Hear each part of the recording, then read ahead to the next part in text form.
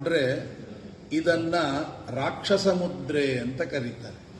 ಅರ್ಘ್ಯ ಕೊಡುವಾಗ ಈ ಬೆರಳು ಇದರೊಳಗೆ ಸೇರಿಕೊಂಡು ನಾವು ನೀರು ಚೆಲ್ಲಬಾರ್ದು ಅಂತ ಬೆರಳು ಸೇರಿಸ್ಬಿಡ್ತೀವಿ. ಸೇರಿಸಿದ್ರೆ ಅದು ರಾಕ್ಷಸ ಮುದ್ರೆ ಅಂತ ಆಗುತ್ತೆ. ಅದಕ್ಕೆ ಹೀಗೆ ಕೊಡಬಾರ್ದು. ಈ ಬೆರಳು ಯಾವತ್ತೂ ಇದ್ರ ಜೊತೆಗೆ ಸೇರಬಾರ್ದು. ಸೇರದೆ ದೂರ ಇದ್ರೆ ಇದು ದೇವ ಮುದ್ರೆ ಅಂತ. ಹಾಗಾದ್ರೆ ಅರ್ಘ್ಯ ಕೊಡಬೇಕಾದ್ರೆ ಹೆಬ್ಬೆರಳನ್ನ ದೂರ ಇಟ್ಟುಕೊಂಡೇ ಕೊಡಬೇಕು. ಯಾಕೆಂದ್ರೆ ಇದು ಜೀವನನ್ನ ಪ್ರತಿನಿಧಿಸುವ ಬೆರಳು, ಇದು ದೇವರು. ಅವೆರಡು ಸೇರಿಸಿ ಬಿಟ್ರೆ ದೇವರು ನಾನು ಒಂದೇ ಅಂತ, ಇದು ರಾಕ್ಷಸ ಮುದ್ರೆ.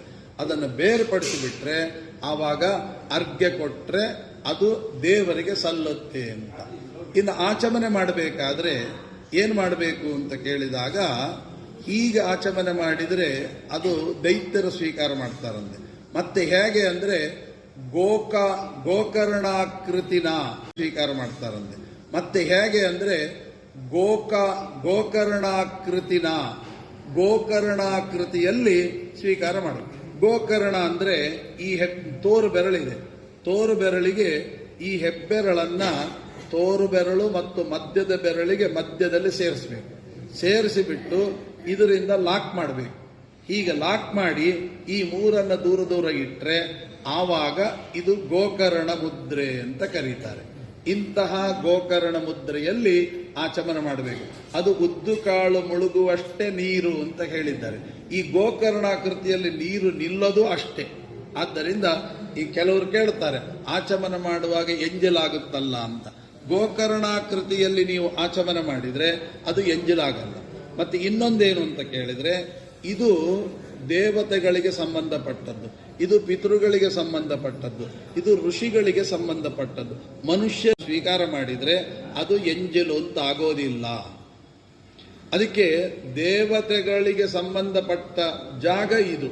ಹಾಗಾಗಿ ಊಟ ಮಾಡುವಾಗಲೂ ಹಾಗೆ. ಹೇಗೆ ಅಂತ ಕೇಳಿದ್ರೆ ಈ ಬೆರಳುಗಳಿಂದ ಮಾತ್ರ ಕಲಸಿ ಊಟ ಮಾಡಬೇಕಂತೆ. ಊಟ ಮುಗಿಯೋದ್ರೊಳಗೆ ಈ ಅಂಗೈ ಎಂಜಲಾಗಬಾರ್ದು. ಎಂಜಲು ಅಂತಂದ್ರೆ ಒದ್ದೆನೇ ಆಗಬಾರ್ದಂತೆ. ಒದ್ದೆಯಾಗದ ಹಾಗೆ ಊಟ ಮಾಡಬೇಕಂತೆ. ಎಷ್ಟು ಕಷ್ಟ ಇದೆ ಊಟ ಮಾಡೋದು. ಅಂದ್ರೆ ಅದಕ್ಕೆ ತಕ್ಕಂತೆ ಮೆತ್ತನೆ ಅನ್ನ ಬಂದ್ರೆ ಪರವಾಗಿಲ್ಲ. ಮಂತ್ರಾಕ್ಷತೆ ಹಾಕಿ ಅನ್ನ ಬಂದ್ಬಿಟ್ರೆ ಏನ್ ಮಾಡಬೇಕು? ಒಂದಕ್ಕೊಂದು ಕಲಸಲಿಕ್ಕೆ ಆಗಲ್ಲ, ಒಂದಕ್ಕೊಂದು ಸೆಟ್ಟೇ ಆಗಲ್ಲ. ಅವಾಗ ಏನ್ ಮಾಡಬೇಕು?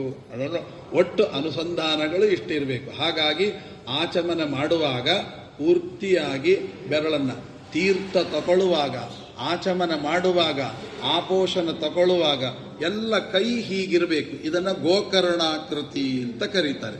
ಈ ಗೋಕರ್ಣಾಕೃತಿಯಲ್ಲಿ ಸ್ವೀಕಾರ ಮಾಡಿದ್ರೆ ಆ ಸ್ವೀಕಾರ ಮಾಡಿದ್ದು ಎಂಜಿಲಾಗಲ್ಲ. ಇದನ್ನ ಗೋಕರ್ಣಾಕೃತಿ ಅಂತ ಕರೀತಾರೆ. ಈ ಗೋಕರ್ಣಾಕೃತಿಯಲ್ಲಿ ಸ್ವೀಕಾರ ಮಾಡಿದ್ರೆ ಆ ಸ್ವೀಕಾರ ಮಾಡಿದ್ದು ಎಂಜಿಲಾಗಲ್ಲ. ಮೊದಲನೇದು ಎಂಜಿಲಾಗಲ್ಲ. ಆಮೇಲೆ ಯಜ್ಞದ ಆಹುತಿ ಆಗುತ್ತೆ. ಯಜ್ಞದ ಆಹುತಿಯನ್ನು ಕೊಡಬೇಕಾದ್ರೆ ಇದು ಗೋಕರ್ಣಾಕೃತಿಯಲ್ಲಿ ಇರಬೇಕು ಅಂತ. ಆಗ ಅದನ್ನ ಆಚಮನ ಅಂತ ಕರೀತಾರೆ ಅಂತ. ಈಗ ಒಂದು ಆಚಮನ ಮಾಡೋದ್ರಲ್ಲೂ ಇಷ್ಟ ಅರ್ಥ ಇದೆ. ಹಾಗಾಗಿ ಅರ್ಘ್ಯ ಕೊಡಬೇಕಾದ್ರೂ ಇಷ್ಟ ಅರ್ಥ ಇದೆ. ಗಾಯತ್ರಿ ಮಂತ್ರ ಮಾಡುವಾಗಲೂ ಅಷ್ಟೇ. ಬರೀ ಗಾಯತ್ರಿ ಮಂತ್ರ ಮಾಡಿ ಬಿಡಬಾರ್ದು. ಗಾಯತ್ರಿ ಮಂತ್ರದ ಜೊತೆಗೆ ಅದರ 3 ಪಟ್ಟು ನಾರಾಯಣ ಮಂತ್ರ ಜಪ ಮಾಡಬೇಕು. ತದರ್ಧಂ, ಗಾಯತ್ರಿಯ ಅರ್ಧದಷ್ಟು 3 ಪಟ್ಟು ನಾರಾಯಣ ಮಂತ್ರ ಜಪ ಮಾಡಬೇಕು. ತದರ್ಧಂ, ಗಾಯತ್ರಿಯ ಅರ್ಧದಷ್ಟು ಶಿವ ಪಂಚಾಕ್ಷರಿ ದೇಯೋ ಪಂಚಮುಖೋ ರುದ್ರಃ ಅಂತ ಈ ಯಾವುದು ಶಿವ ಪಂಚಾಕ್ಷರಿ ಜಪವನ್ನು ಕೂಡ ನಮ್ಮ ಸಂಧ್ಯಾ ವಂದನದಲ್ಲಿ ಹೇಳಿ ನಮ್ಮಲ್ಲಿ ಅದು ಬಿಟ್ಟು ಹೋಗ್ಬಿಟ್ಟಿದೆ. ಗಾಯತ್ರಿ ಜಪಕ್ಕೆ ಸೀಮಿತ ಆಗಿದೆ. ಕೆಲವು ಕಡೆ ನಾರಾಯಣ ಮಂತ್ರ ಜಪ ಮಾಡ್ತಾರೆ, ಕೆಲವು ಕಡೆ ನಾರಾಯಣ ಮಂತ್ರದ ಜೊತೆಗೆ ಶಿವ ಪಂಚಾಕ್ಷರಿ ಮಂತ್ರವನ್ನು ಜಪ ಮಾಡಿದರೆ ಆಗ ನಮ್ಮ ಮನಸ್ಸು ಚಂಚಲವಾಗೋದಿಲ್ಲ ಅಂತ. ಹಾಗಾಗಿ ಶಿವ ಪಂಚಾಕ್ಷರಿಯ ಜೊತೆಗೆ ನಾರಾಯಣಾಷ್ಟಾಕ್ಷರ ಮಂತ್ರದ ಜೊತೆಗೆ ಮತ್ತು ಗಾಯತ್ರಿ ಜಪ ಇಷ್ಟನ್ನ ಪ್ರತಿನಿತ್ಯ ಸಂಧ್ಯಾ ವಂದನೆ ಒಳಗಡೆ ತಪ್ಪದೆ ಮಾಡಬೇಕು ಅಂತನ್ನುವಂಥದ್ದು ನಾವು ಇಷ್ಟು ಉಪನ್ಯಾಸಗಳಿಂದ ಏನು ತಿಳ್ಕೊಳ್ಬೇಕು ಅಂದ್ರೆ, ಇನ್ನು ಮೇಲೆ ಸಂಧ್ಯಾ ವಂದನೆ ತಪ್ಪದೆ ಮಾಡಬೇಕು ಅನ್ನುವಂಥದ್ದು ಬಹಳ ಪ್ರಧಾನವಾಗಿರತಕ್ಕಂಥ ಅಂಶ ಅಂತ ಚಿಂತನೆ ಮಾಡಿಕೊಂಡು ಶ್ರೀಕೃಷ್ಣಾರ್ಪಣಮಸ್ತು.